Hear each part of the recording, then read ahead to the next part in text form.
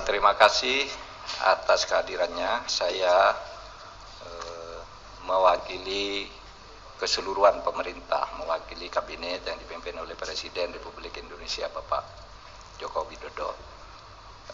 Malam ini akan menyampaikan pernyataan pemerintah terkait dengan kondisi politik dan keamanan pasca pengesahan Undang-Undang Cipta Kerja oleh DPR dan pemerintah pada tanggal 5 Oktober 2020 yang lalu. Saya ingin memberi pengantar dulu bahwa Undang-Undang Cipta Kerja itu dibuat untuk merespons keluhan masyarakat dulu bahwa pemerintah itu lamban di dalam menangani proses perizinan berusaha, peraturannya tumpang tindih dan sebagainya. Itu dulu. Oleh sebab itu lalu dibuat undang-undang yang sudah dibahas lama di DPR, itu semua sudah didengar, semua fraksi ikut bicara. Kemudian pemerintah sudah berbicara dengan semua serikat buruh berkali-kali di kantor ini, kantor Menko Polhukam, dan di kantor Menteri Perekonomian, kemudian pernah di kantor Menteri Tenaga Kerja. Jadi sudah bicara sebenarnya dan sudah mengakomodasi, meskipun tidak 100% dari hasil diskusi itu ditemukan jalan tengah akomodasi. Sehingga tepatnya tidak ada satu pemerintah pun dimanapun di dunia ini yang mau menyengsarakan rakyatnya dengan membuat undang-undang yang sengaja untuk itu. Yang kedua, isinya.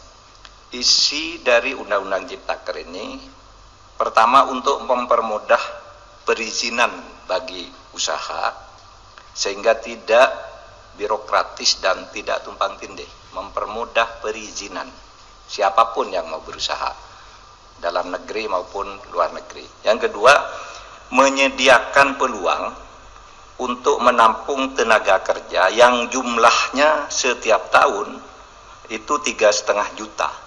Angkatan kerja kita setiap tahun itu 3,5 juta. Dengan 82% tingkat pendidikannya di bawah SMP, sehingga tidak adaptif sebenarnya, belum siap untuk bekerja di bawah IT ya. Mereka ini pekerja-pekerja yang hanya ijazahnya SMP, SMK ke bawah. Jadi tidak bisa bekerja di padat modal, dia di padat karya yang sebagian besar. Jadi ini yang penting. Undang-undang ini bukan hanya untuk buruh yang sekarang banyak berdemo. Ini justru lebih untuk mereka yang belum bisa menjadi buruh. Untuk angkatan kerja yang akan datang makin banyak. Sedangkan hak-hak buruhnya sendiri berdasar undang-undang lama secara umum sama sekali tidak diganggu. Kemudian tentu untuk memberantas korupsi di birokrasi melalui pengurusan yang bertele-tele. Sekarang disederhanakan agar tidak ada korupsi, tidak ada pungli dan sebagainya. Yang sekarang ramai karena banyak hoax. Misalnya di undang-undang ini tidak ada pesangon bagi orang yang PHK. Itu tidak benar. Pesangon justru ada. Dibilang tidak ada cuti, tidak cuti haid, cuti hamil dan sebagainya. Di sini ada di undang-undang ini. Dibilang mempermudah PHK, itu tidak benar juga. Karena justru sekarang PHK itu harus dibayar kalau belum putus di pengadilan. Oleh sebab itu di undang-undang ini ada jaminan kehilangan pekerjaan. Ini dibilang tidak ada, hoax yang banyak. Bahkan ada yang mengatakan pendidikan dikomersialkan. Ketahuilah bahwa 4 undang-undang pendidikan, 4 undang-undang di bidang pendidikan sudah dicabut dari undang-undang ini karena aspirasi. Sesudah diskusi-diskusi, tolong Pak keluarkan tuh undang-undang. Sudah kita keluarkan. Nggak ada di situ ngatur soal dunia pendidikan, apalagi mengkomersilkan. Di situ dunia pendidikan hanya diatur di dalam pasal 65 yang justru mempermudah bahwa pendidikan itu adalah lembaga nirlaba, bukan lembaga usaha, bukan lembaga komersil. Ini ditegaskan justru di undang-undang ini, malah dibalik di dalam berita-berita yang hoax itu. Oleh sebab itu, melihat perkembangan situasi itu, pemerintah mengajak mari kita semuanya menjaga Kamtibmas, keamanan dan ketertiban masyarakat. Semua harus kembali ke posisi tugas menjaga negara masing-masing. Pemerintah, rakyat atau masyarakat, dan civil society. Mari bersama-sama ke posisi masing-masing untuk menjaga keamanan masyarakat, dan untuk itu pemerintah menyampaikan pernyataan sebagai berikut. Pernyataan pemerintah terkait dengan kondisi politik dan keamanan pasca pengesahan Undang-Undang Cipta Kerja oleh DPR dan pemerintah pada tanggal 5 Oktober 2020 yang lalu. Selamat malam, mencermati perkembangan yang terjadi di lapangan terkait dengan penyampaian aspirasi tentang Undang-Undang Cipta Kerja dalam berbagai bentuknya di sejumlah daerah.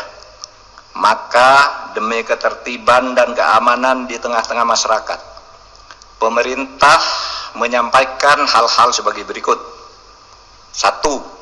Undang-Undang Cipta Kerja dibentuk justru untuk melaksanakan tugas pemerintah dalam membangun kesejahteraan masyarakat melalui penciptaan lapangan kerja yang semakin banyak, perlindungan terhadap buruh, penyederhanaan birokrasi, dan kemudahan berusaha, serta untuk melakukan pemberantasan korupsi dan pungli, dan pencegahan tindak pidana korupsi lainnya.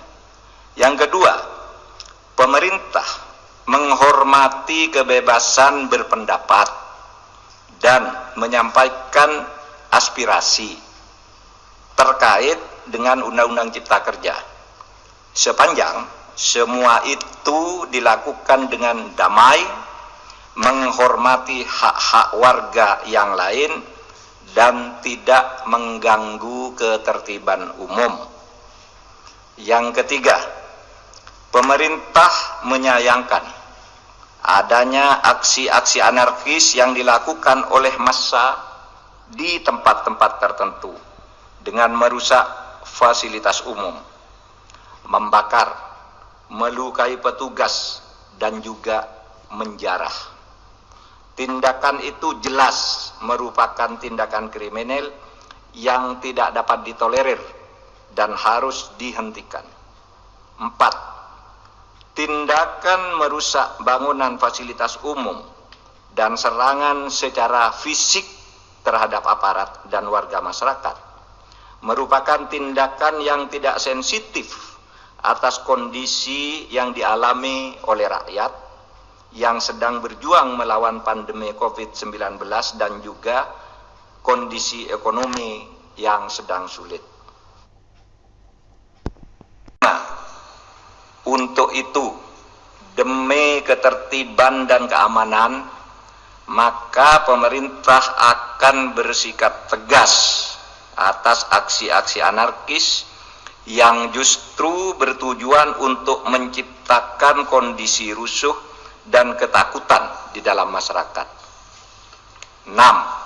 Selain berdemonstrasi dengan tertib dan tidak melanggar hukum, ketidakpuasan atas undang-undang tersebut bisa ditempuh dengan cara yang sesuai dengan konstitusi, yaitu dengan menyalurkannya dalam proses pembuatan peraturan pemerintah, perpres, permen, perkada sebagai delegasi perundang-undangan.